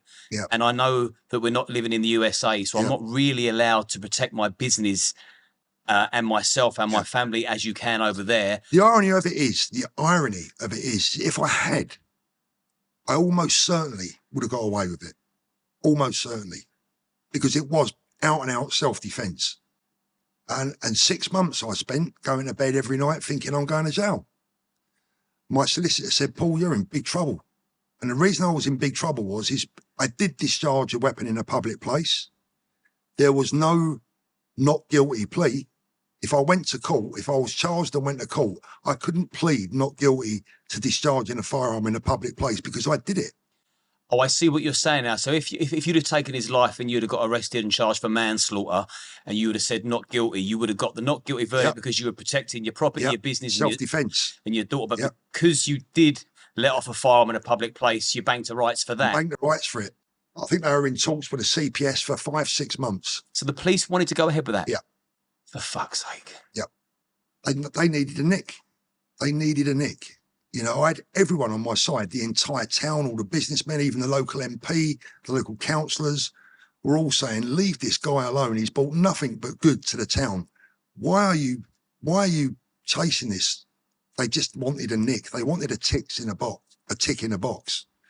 Thankfully, Liam, 6 months after, the CPS said, there's not a chance on earth of us, you know, going ahead with this prosecution. Thank God for that. Thank God for that. My solicitor's advice all along was, if they charge you, you have to plead guilty. But we'll go for the mitigating circumstances. But you have to plead guilty for the actual event because it's there in black and white. You can't plead not guilty to something that you clearly did. On CCTV. On CCTV. Yeah. That's just going to make things worse. Because what that does is if you go not guilty and you waste the judge's time, you're in for double the sentence. Double bubble. You know, if 5 years, if I'd have pleaded guilty, 5 years, out in 2, right? If I'd have pleaded not guilty, 5 years and you're staying there, or 7, 8 years and you're staying for 3 or 4 because you've pissed them off. You've wasted your time. We all know that a guilty plea attracts a big discount. And in this case, it would have attracted a 50% discount. So I lived for 6 months thinking my number's up here. For no fault of your own. That's the sad thing. You didn't invite these people in with an axe. No, 100%, mate. You know, and even with all the evidence the police had, even to the downs, they had the DNA of the people that allegedly did it. And I use that word allegedly. They were never charged. Were they nicked? They were questioned, but they were never charged. And the reason why, and I do understand this, I'm not naive, I do understand that as strong as the evidence was in the respect that we had DNA from them, it was mobile DNA. So they claimed that the bag had been stolen from a gym, and the reason their toothbrush was in there and their T-shirt was because someone had stole the bag, you know. But let's be honest, who steals a bag with a toothbrush and a couple of, you know, T-shirts in it? They'd slept up, they'd stayed overnight. Somewhere. Plotted up. Yeah, they plotted up, stayed overnight. They were like, we know did it. But like, look, I'm just glad that ultimately that those people weren't harmed. Might sound a crazy thing to say, but I'm glad that they weren't harmed. I'm obviously glad that I never went to jail. And all's well that ends well. I mean, if they watch this, my message to them is I hope you sorted your lives out and you turned your lives around. And a less polite way of saying what Paul just said is stop behaving like a cunt because you're wrecking people's lives and livelihood. It's another way of putting it. Yeah, I thought I'd be a bit more. I'd give it the non-PC broadcast there. I've learned to try and be PC, as you know, to some degree. But then we had the second robbery, which was very similar to the first, but by then we'd implemented a second door entry, so that was really a non-event. So we won't even go down that route. So that, just in brief, they tried to get through the door. Same thing. Tried to get through the window, couldn't. Got through the front door because of the listed buildings in East Grinstead. There's certain things that you can't do. So the door was always a weak spot. It could have even been the same crew. I don't know. Anyway, they got through again a second time, but by now we'd implemented a second door inside, so they left fairly quickly. That was not a problem. The third one, and I'd phoned up security so much at the shop that I said to my staff, next time it'll be outside. They can't get us inside. Next time it's going to be outside. And by now, Liam, I'm living in a property that's got electronic beams running around it, right? I'm finding trackers on my car because these people want to know where I live. I'm getting phone calls from Derbyshire police saying, we've just nicked a gang of Eastern European blaggers. Your name is on their list. It was getting out of hand. And this is not just me, Liam. Watch dealers across the country were being targeted. I've got friends who have been beaten up in their homes, threatened with knives, you know, assaulted. I know a woman that was murdered, was followed from her home in the UK to France, where they suffocated her looking for her goods. The watch and jewelry industry became a massive fashion in naughty circles during this period for about 4 or 5 years. The number one blag, and watch dealers were the number one target. So I'm living like a prisoner in my own home. Metal shutters on the door, £25,000 on security at the front of my house, a steel front door with bolts, alarms, smoke cloaks in my house, safe rooms. What a way to live. Horrible. Yeah, that's not relaxing. No. The third time I left the shop one afternoon, I think it was Thursday the 14th of January 2014. Left the shop with my nephew Alfie, who I think you know, now a watch dealer in his own right. Walked back to the car in Portland Road. And I remember flicking the remote on my Range Rover to open the door. And as I hit the remote, something from behind me just was like an explosion in my head. Like I've never experienced before. I felt like I'd been shot in the head. That's what it felt like. And I came round. As I came round, the guy was bending down, taking the watch off my wrist. And he said, give me that fucking watch. I remember the words, give me that fucking watch. And I was just like a baby in his arms. I'm just like limp. Alfie had tried to defend me. Very brave, because there was two big, heavy guys in crash helmets, balaclavas, black gear, weapons, etc. The full kit and caboodle. They were prepared for war, right? And they beat the living shit out of Alfie, busted his jaw and his nose and all sorts of shit. I was pretty much unconscious, but came round, but not really knowing where I was. Then all of a sudden, I just woke up and I jumped up quick and like surveyed the situation, look what was going on. And I moved backwards to try and give myself some space from the guys, right? And something just flipped inside me. I couldn't take any more. I thought, I'm not having this. I don't care if I die right now. I'm going to put up a fight. My nephew's putting up a fight. I've got to do the same. So I've gone back over to one of the guys and I'm ready. I'm now ready to give whatever I've got. And he pulled a machete out of his jacket that was about 18 inches long. And I knew at that point I either had to back off or I was definitely going to die. There was no in between. This is all in less than a minute, you know. With that, there's a guy, an old guy, pulled up across the road, Liam, and he's standing there, sitting in his car, watching the whole event as the perfect spectator, witness everything. And in the melee, their getaway bike had fallen over. They're now trying to get it started and it won't start. They're knackered. They're in the middle of East Grinstead, balaclavaed up with crash helmets, weapons, machetes, and they got nowhere to go. The bike won't start. So they've run over to the guy in the car, waked him out of the car and carjacked him. Why he didn't lock the door or drive off, I don't know to this day. But the follow-up to that is that the police, the investigation, and I've got a full feature-length video about this on my own channel, their investigation into the robbery was absolutely pathetic. They didn't even bother to go and collect the CCTV. We had to do everything for them, the entire investigation. We know the route that they took for their getaway. We know so much about what happened that day. And we had to take absolutely everything to the police and try and get them to take action on it. Even to the point where we had them at Junction 6 of the M25. And we wanted the CCTV check to see which way they went. We knew what car they were in. We knew where they dumped their the getaway car. The car they stole, we know where they dumped that to swap over to their own getaway car. We know their own getaway car. They told us that the CCTV at M25 Junction 6 wasn't working. We later found out that it was working. They just never bothered to seize it. And it was just appalling. And I started to think this is personal. You know, I started to think it was personal. And I think it was. They wanted me nicked the first time for daring to use a firearm. That's just such a no-no in their eyes.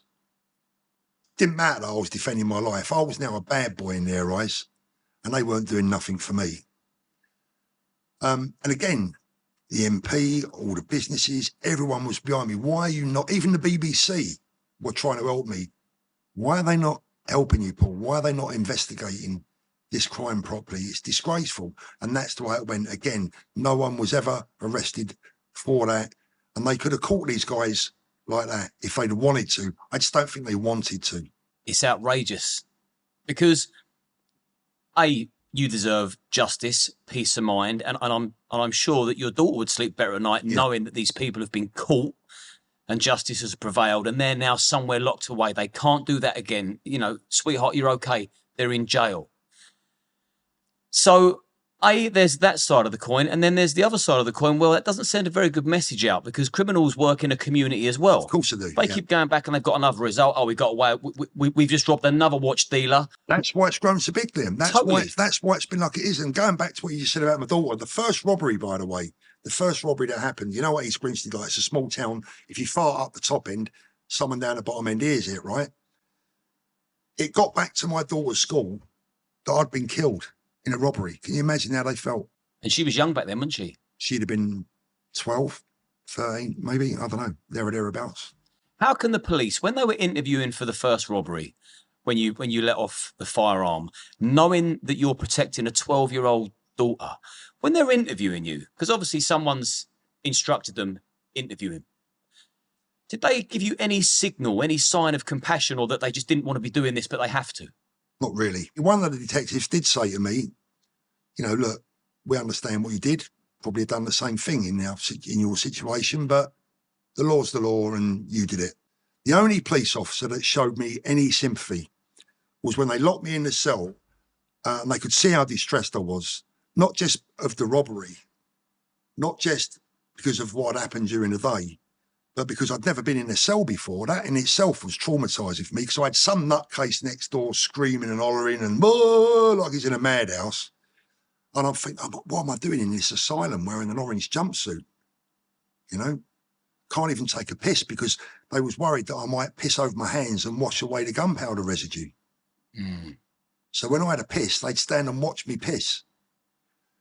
The only person that showed me any empathy was an old Scottish sergeant that came in. He said to me, mate, he said, I can see how distressed you are. Let me just tell you, this ain't the force that I joined. In your sort of work, your line of work, your business, you need the police on side. Of course you do. And seeing as the police are the biggest firm in the world, once you know categorically that they're no longer on your side, and if anything, they're against you, sort of forces your hand to shut shop. We had to go, mate. That was it. I mean, the last robbery, my wife turned up, an ambulance turned up, took Alfie away because he was more badly injured than I was. And by the way, Liam, after physical examination, a lot of people might notice I got veneers, okay? And the reason I've got veneers, not because I'm vain, is because they broke every tooth in my mouth that day. When I say they broke every tooth, when I went for a dental examination, I had a hematoma on the side of my face, which is like a build-up of blood. So as they hit me this side, all the tissue and everything went that way. And it leaves a lump in your face because all the blood and all the tissue has moved over in trauma and it's over here. So I look like the Elephant Man. Mm. Went for a dental examination and the result was that every single tooth in my mouth was either broken, split, shattered, or splintered. One of those. So it was a complete rebuild, 40 grand's worth of work on my mouth to put my mouth right. God knows what they hit me with. Sucker punched you from behind as well. Exactly. And that is why my message was a lot less polite than yours, because where serious organised crime takes place, serious organised extreme violence also takes place.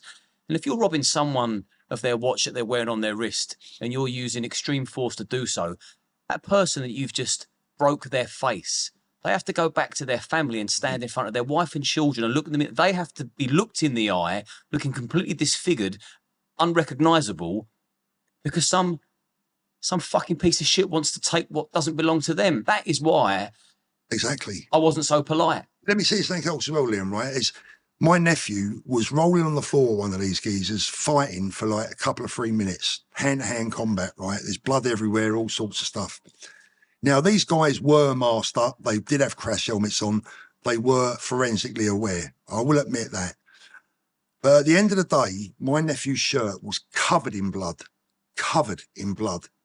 The police, still to this day, have never taken that shirt away for forensic analysis or DNA testing. Just not good enough. Even after appeal, after appeal, after appeal, I've met with senior detectives from Sussex Police to appeal to them to investigate the crime further.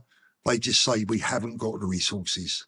And it's funny how they've not got the resources to follow up on forensic evidence where someone could have actually been murdered for their belongings, but yet they've got the resources to knock on someone's door because they've said something hurty on the internet and arrest them for malicious communications. Tell me about it. I mean, Liam, listen, let me tell you something. Before my first robbery, it might sound hard to believe this, but I never really come across the police. I'd never had any reason to, you know. I mean, apart from the time that they came into that pub that I was talking about and asked me what I knew about that thing with Frank Warren, I'd never really dealt with them. I always sort of, oh yeah, you can trust Cell Bill. I don't always like, you know, what they do sometimes, but in general, they're good people, you know. I had no idea of the vindictiveness and the laziness and the incompetence of some of them. Since then, I've befriended a lot of people in the police force. I'm friends with people from the flying squad that are serving right now in the Met's flying squad. Good guys, good, solid, honest people. They're boots on the ground. They get their hands dirty, mate. But some of these low-level local detectives are on a power trip, and they're on a different league. You know, they are the ones that will go out and bully people for next to nothing, and they'll skip the bad guys because it's hard work. You know, and I think that's why I face to some degree.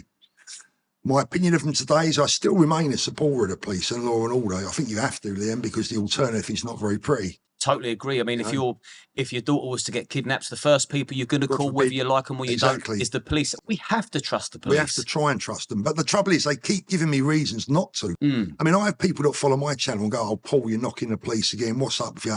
Listen, this is my experience. I get no pleasure in slagging off the police. I go to dinner with people who are serving police officers, and I find it embarrassing. I have to sit at the table and say, I think you all are useless, mate. You know, and we laugh and we joke. I've had death threats, Liam. I've had death threats, people threatening to come and kill me and chop up my children, my grandchildren. Seriously. I took that to the police. They're like, couldn't care less, not interested.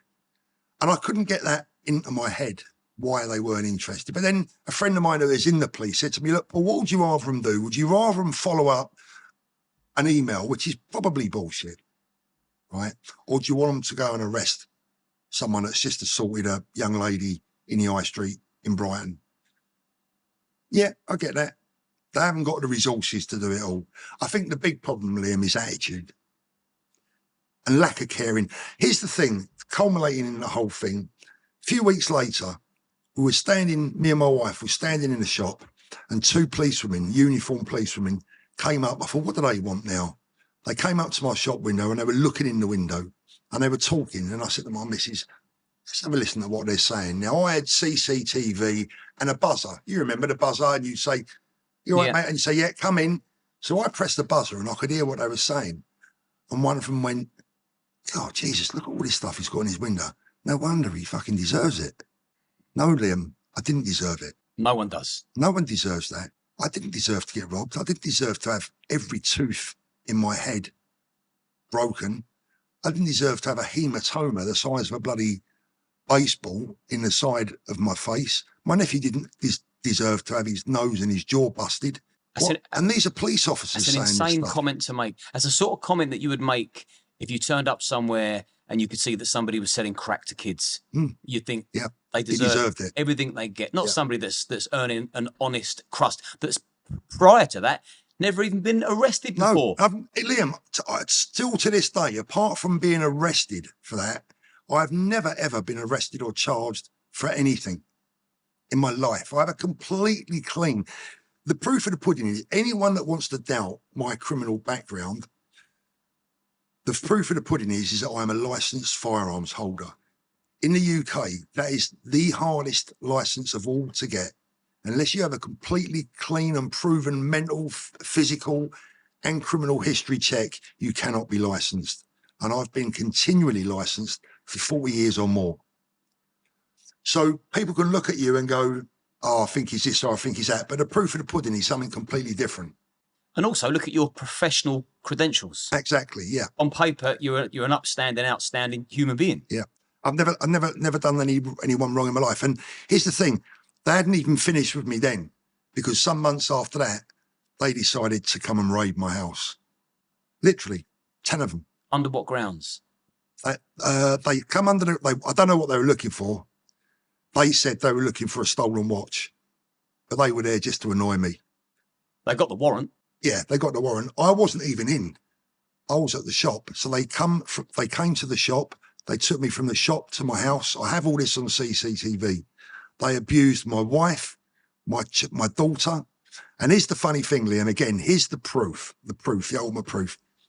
So I made a complaint I made an official complaint, and I got a letter back from the police saying that, in their opinion, all 3 women that were at the premises at the time were abusive to their officers. All 3 women, right? Those 3 women were my wife, who is never abusive to anyone, my daughter, who by then was shit scared of the police, and the 3rd woman was a 2-year-old child. And their statement clearly says all 3 women were abusive to our officers, or all 3 females. How can a 2-year-old be abusive to police officers? And what they didn't know is that I had it all on CCTV. I had it all on audio. I had them banged to rights. As if you're not going to have CCTV. Exactly. I had everything, Liam. Did I take it any further? I decided to move. People watching this that haven't lived in that environment and been in those situations will think, well, why did you move? You should have stood your ground. It's like, well, you don't want to go to war with the police. I'd been cancelled by the police in East Grinstead. They're the biggest firm in the world. Yeah, I'd been cancelled, Liam. They didn't want me there. All the other businesses wanted me there because I was bringing people to the town. I mean, you know the clothes shop? I can't even remember the name of it now, but it's a big clothes shop a few doors up from where my shop was. Broadleys. That's it, Broadleys. Now, they always used to say to me, Paul, love your shop, because the amount of people that come in here after they've been into you and spend a load of money. So all of the businesses in the town were benefiting from my shop being there. The businesses loved me. The police didn't like it because the shop was turning out to give them work. And it was work and attention that they didn't think was right for East Grinstead. So there was an element of snobbery going on. There was an element of just anti-bloke with tattoos that's done well in his life. At the time they raided my house, I had a Ferrari in the garage, a red Ferrari. And on the CCTV, I've got the police saying, how the fuck does a bloke like that earn enough money to own a car like this? It's insulting that people don't want to give you the credit for your hard work. They'd sooner pin something on you. Yeah. That's how you got your money. They could not believe. They said it to me. How do you make all this money selling watches? Where are you getting them from? Listen, mate, what do you mean, where am I getting them from? There's not a warehouse in Crawley that you go to and buy second-hand Rolex from. You buy them from the public. They come in, they sell them. Here's my books, here's my list. Go see my accounts. They took all my accounts away and had them forensically examined. Nothing wrong. They were looking for something that wasn't there. Yes, my son had got involved in some naughty stuff, but that was nothing to do with me, and it never was, and it never would be. And they knew that. In the end, they said, all right, we admit you've done nothing wrong.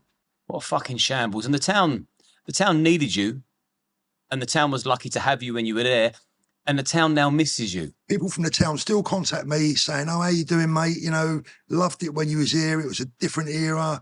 You know, they'd see footballers turn up at the shop, you know, the odd celebrity, you know, Peter Andre used to pop by, you know, and they loved it. People loved it. Yeah, that's a shit ending to what was a beautiful thing. And I remember you said to me, You said, Liam, first they come for your shop, then they come for you when you leave the shop, and then they come for your home. Yeah.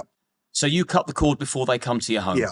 Because that was the definer. You know, I'd had friends. I mean, I had a watch dealer friend that was in Croydon, and he was robbed at his home by a gang.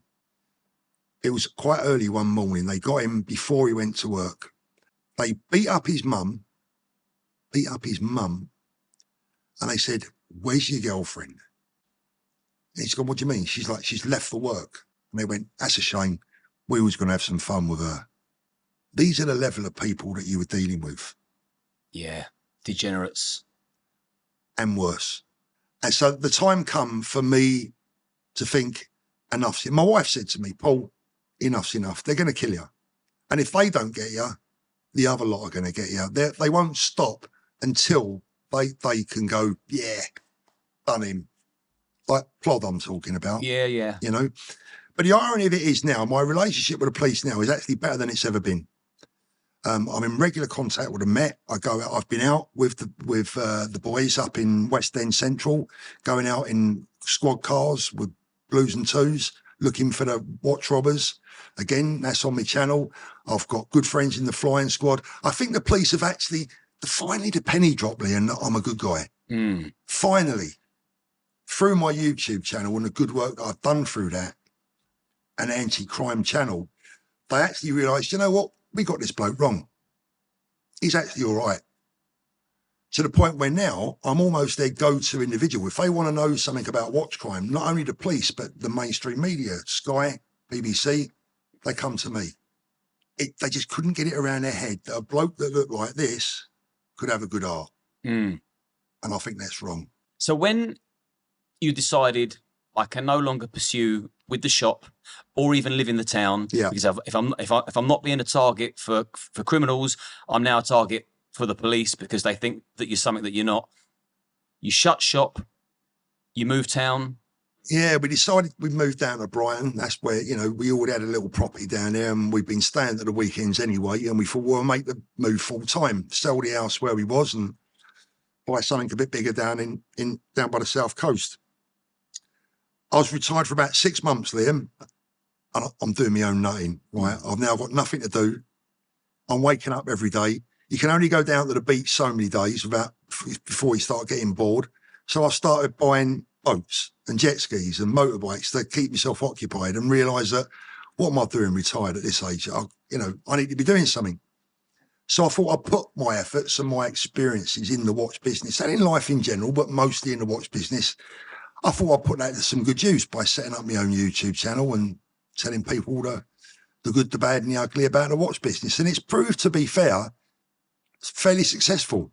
You know, it's worked out well for me. It's kept me busy. It's an excellent channel and it's grown pretty quick, isn't it? Yeah, not too bad. I mean, I'm in a niche market.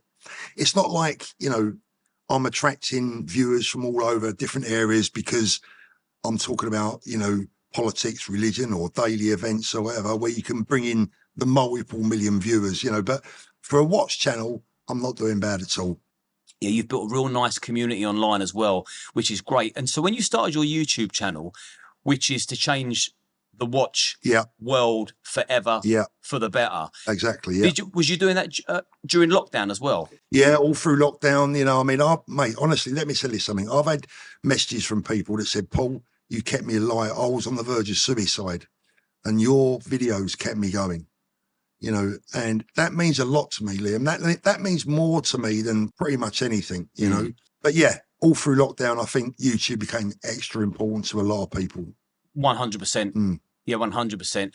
You're glued to your phone. There's not much else you can do other than, and you've got to be careful what you're glued to as well. Yeah, absolutely. I mean, lockdown was massive for me as a YouTuber. It helped me build the following that I have now. I think that, you know, there's still a job to do. One of the reasons that I set up my channel is that Rolex ended their lost and stolen register. That was like taking the DVLA away. If you took away the DVLA, more cars are going to get stolen, right? So if you take away the lost and stolen register, more watches are going to get stolen. That's pretty obvious. I said that back in 2011, and that's how it turned out. So I thought, well, I'm going to take this on. You know, I'm going to be the one that gets out there and warns people about the dangers of robbery. And I don't know how many people I've saved or managed to help, but it's not insignificant. I can guarantee you that. Oh, plenty. I watched one of your videos in preparation for this. And I've got to tell you, before the podcast ends, it's been lovely having a chat about other stuff other than watches. Yeah, although too, mate, yeah. I do thoroughly enjoy talking to you about watches because they're not as straightforward as you think watches, are they? No, especially if you're in the business of watches and all the different makes and brands and what year. And I know there's a whole lot to it to understand. Oh, yes, just a bit. Yeah, otherwise everybody would be doing it. So, so I enjoy talking to you about watches, but this even more so. But in preparation for our podcast today, I want to watch a couple of Paul's videos, and you're talking to a guy warning people what not to buy, what to buy, when to buy it. Don't get hoodwinked. Don't let yourself get ripped off, which is a great thing to do because there's a lot of shysters in the industry, isn't there? Yeah. A lot of shysters. And you said that something's soon going to come in play, and therefore your work is done. Okay, right. So we're talking about digital watch vault. Digital watch vault. Yeah. So what the industry has been lacking is, well, let me ask you a couple of questions as a watch owner. If you lost that watch right now, if it was stolen from your wrist right now, what would you do? What would the first thing be that you did? Report it stolen. To the police? Yeah. Crime reference number, insurance company. Okay. So what happens then? So the watch is insured, right? So that's the good news. Do you have the box? Do you have the papers? Do you know where they are? Everything, etc. You know, now when these events happen, you often find that people can't find the papers, they can't find the box, they don't know the serial. Do you know the serial number of that watch off the top of your head? Probably not. No. Do you remember how many times you used to ask me if I had the box and papers? Yeah, exactly, right. So basically what the vault is all about is two things. Is storing the provenance of your watch on blockchain so that it's completely safe, completely secure. And if anything ever happens to your watch, all your details are safely locked away in your own digital blockchain vault. It cannot be changed. It cannot be altered. Once you put it in, it's there forever. And that is yours. That belongs to you. So that gives your watch provenance and protection. It also means that if someone steals it from you, in a very short period of time, it's going to become impossible to sell because it's yours. It's in your vault. So anyone that does a search on that serial number, the first thing is they're going to find out that watch is stolen. This is an international lost, stolen, counterfeit and provenance watch database. So it protects your watch whilst you've still got it. It builds a provenance for that watch so that when you come to sell it, it's actually worth more money because you're recording its history. Here's a service. Here's a photo to prove that it was serviced. Here's the bill. Here's the papers, blah, blah, blah. It's all electronically there. That can never be stolen from you and you can never lose it. If the watch is stolen, well then, instead of phoning the police, you put that number, you get on your digital watch vault account, you take 30 seconds to report that watch stolen.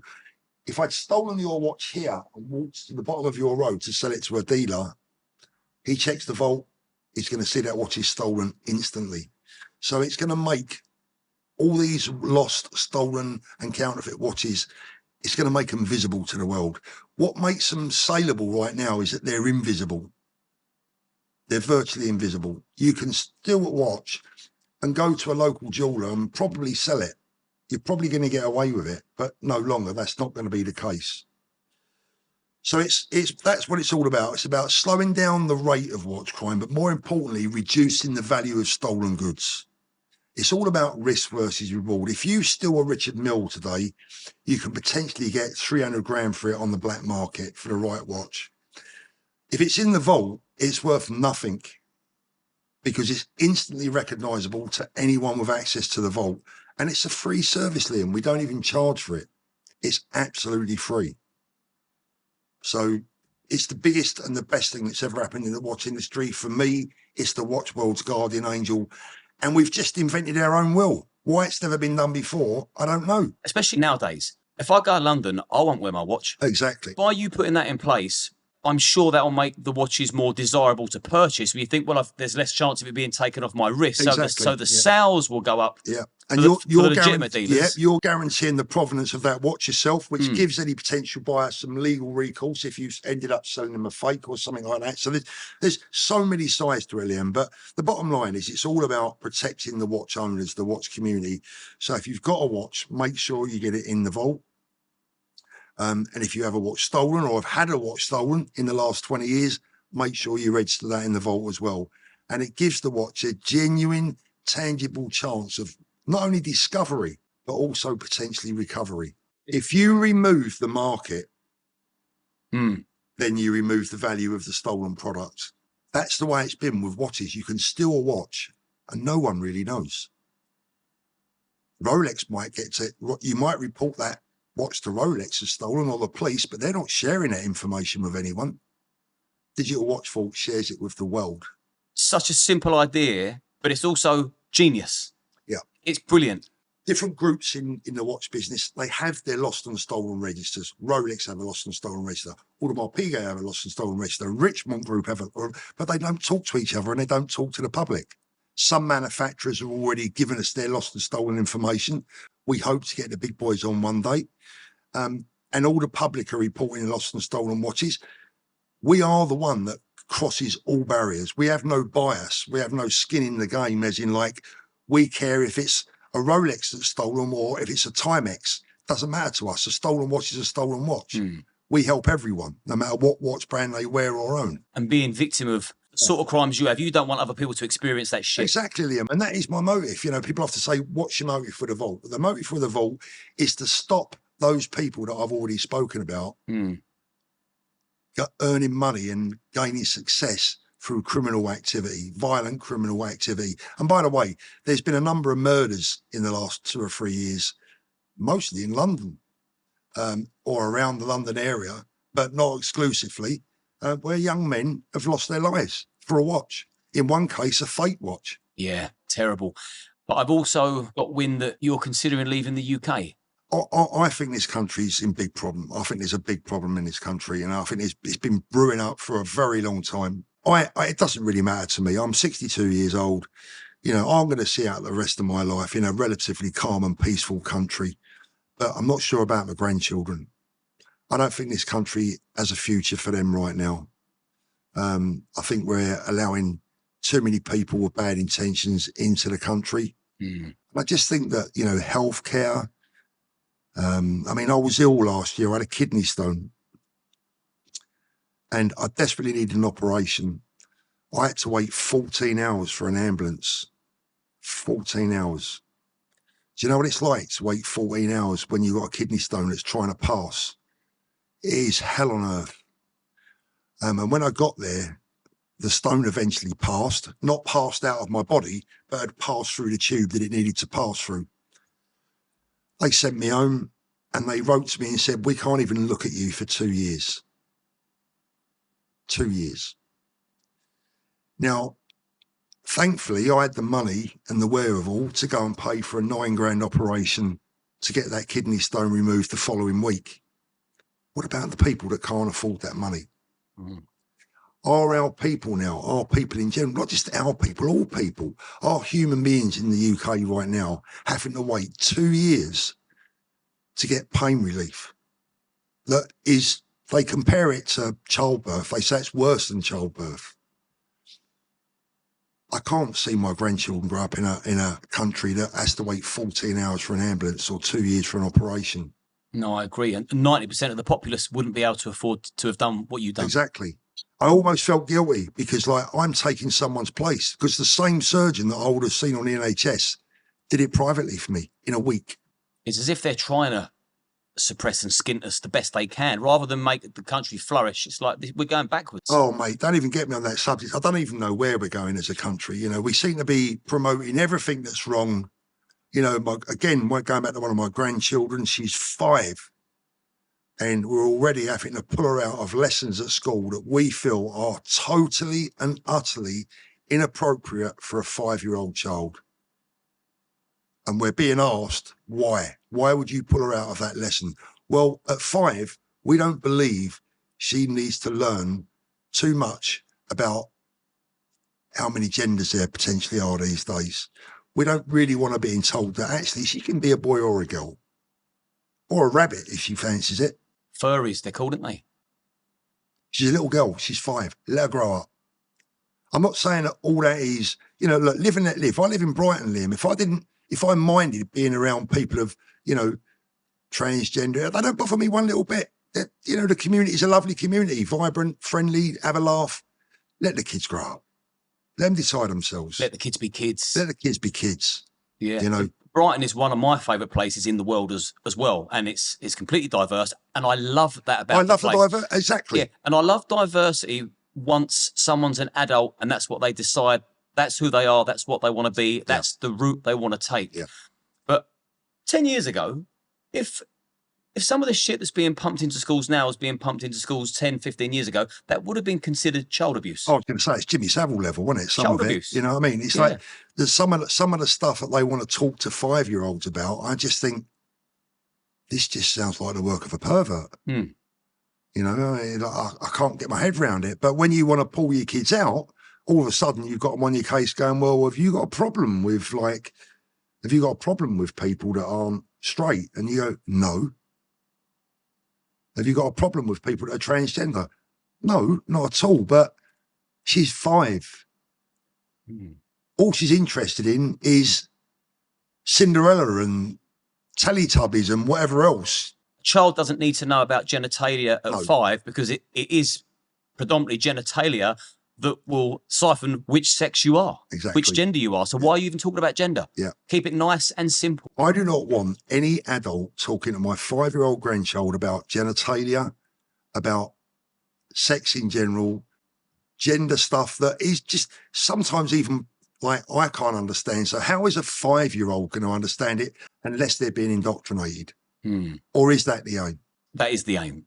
It's the only reasonable explanation is to confuse and weaken the youth so that by the time they leave school to make their own decisions, they're incapable of doing so. And then the decisions get made for them. And that's communism through the back door, although it now looks like it's coming through the front door. Front door as well, yeah. Scary. Yeah, very, mate. And that, you know, going back to your original question, do I want to leave the UK? Absolutely not. Do I feel that I have to? Yes. I can happily see out my days in England where I was born, bred and love. Do I think it's the right thing for my kids and my grandkids? No, I think they've got to move because I think the UK is lost. I think we've gone past the point of return.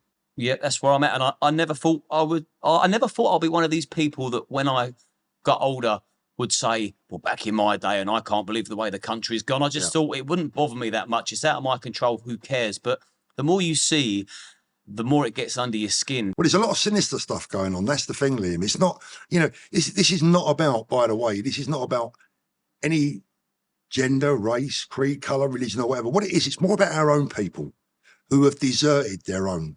All of a sudden, we've become the least important people on earth.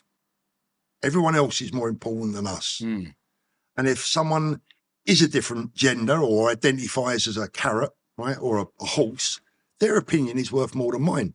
You know, I can't get my head around that. Our opinions should always be equal and the science and the facts should tell the story. In schools, a child that wants to identify as a cat is considered a furry and they're given preferential treatment within the class. What message does that send out to normal children that just want to learn? It's insane. That person doesn't need preferential treatment. That child needs some therapy. Yeah. You're clearly not a cat. You're a human being. You're not a cat. Madness. And also when you say about we put our own people last, and I'll only have one minute rant about it. We're importing illegal migrants. We're not vetting them. We're not checking their paperwork. God knows where they've come from, what they've done, what they've experienced, what they're desensitized to. They're coming straight into our country unvetted. God knows who they are. An uninvited invader. They're then being housed in hotels and also into military bases, empty military camps, where that would be perfect homing ground for our veterans that are suffering with PTSD that are on the streets. It's like, whoa, that's a military camp there. Some of these soldiers actually took their training there And now they're on the streets when they could be back there being housed and counselled and fed and nurtured back into society. But yet you're allowing these unvetted migrants into the country, and then you're putting them straight into military camps. It's just a massive insult. Liam, I couldn't agree more. And I think the thing is, I want to make this very clear as well. I mean, I think we both agree that we would help anyone where it's possible, right? 100%. Particularly women and children. Particularly women and children. But there's the point. These are 99% men, and men of fit fighting age. Men go into war, tend to leave their women behind. Men fleeing war take their women and children with them. Think about that. You know, they come to this country on their own. Why? Why have they not? What sort of man deserts his mum and his sisters and his wife and his daughters, if he's got any? They've all got mums, they've all got sisters or whatever. Why have they deserted them? Your average person will look at that as a Trojan horse. Exactly. I mean, when I eventually leave the UK, I'm not going on my own. I'm taking my loved ones with me because I want to give them a better life. If I'm sent off to war, I'm going on my own. And if we was under attack and there was a place of refuge, as a man, I would say to my family, you need to go there now. Yeah. I'm going to stay here and man the fort. You need to go now. Get out. Yeah. And that makes perfect sense to me. And that's reasonable. Same as if a woman and child, or women and children, or a whole family, including the man, was to knock on my actual front door because they're fleeing a war-torn country and they are seeking refuge, I'd say, hey, I've got a spare room. You can all stay there. And I absolutely would do that. Just a bloke come knocking on my door with shoulders broader than mine, mid-20s to mid-30s, saying, I've just come over, I'm here on my own, fleeing a country that there's no war taking place. Do you mind putting me up? I'd say, fuck off. On your bike, I don't know where it's all going to end, mate, but it ain't going to end well. I think that's the only thing that we can predict safely. It ain't going to end well. And what I don't get is why the politicians and a proportion of society can't see that. It's as clear as the nose on my face. This ain't going to end well. Well, to me, it's as clear as the nose on Barry Manilow's face. Exactly. Well, I think mine's probably a bit bigger than Barry Manilow, but you get the point, right? I mean, 100%. I'm with you. Warning for anyone that wants to have a go at me or Liam for what we've said. This is the bottom line. It won't end well. It's not ending well. We're in absolute shit street. And for the record, before anybody starts having a go at me and Paul in the comments, we have stated, if you are in genuine need of refuge and you're legitimate and you can prove that you are safe and you're going to contribute even, you're more than welcome. But if you're coming... Let's get it right. If you're having a party around your house, Liam, on a Saturday night, and the front doorbell goes and you've got 20 geezers standing outside that you've never seen before, you don't know, they're a different culture, they don't speak the language, right? You're going to let them in. You're going to say, yeah, come in, lads. We'll trust you.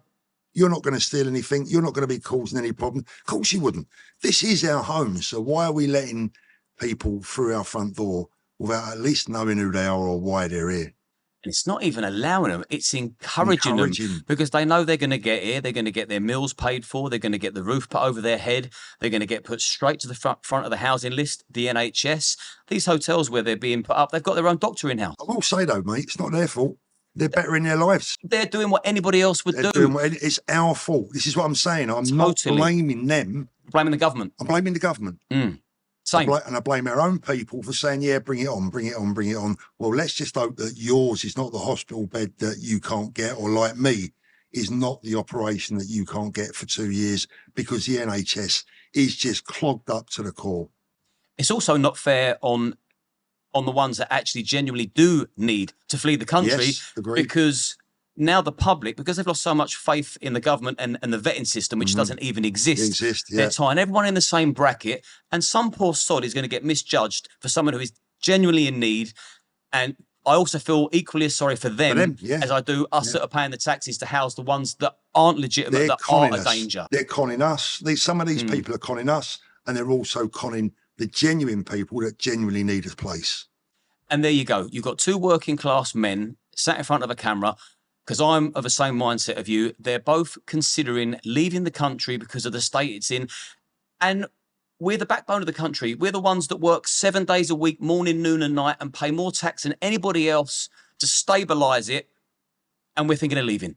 Certainly, I don't know about your family background, mate, but my family has shed blood for this country. You know, my grandfather shed blood for this country. 16 lost an arm in the war. You know, I can't imagine what you would make of the situation we find ourselves in now.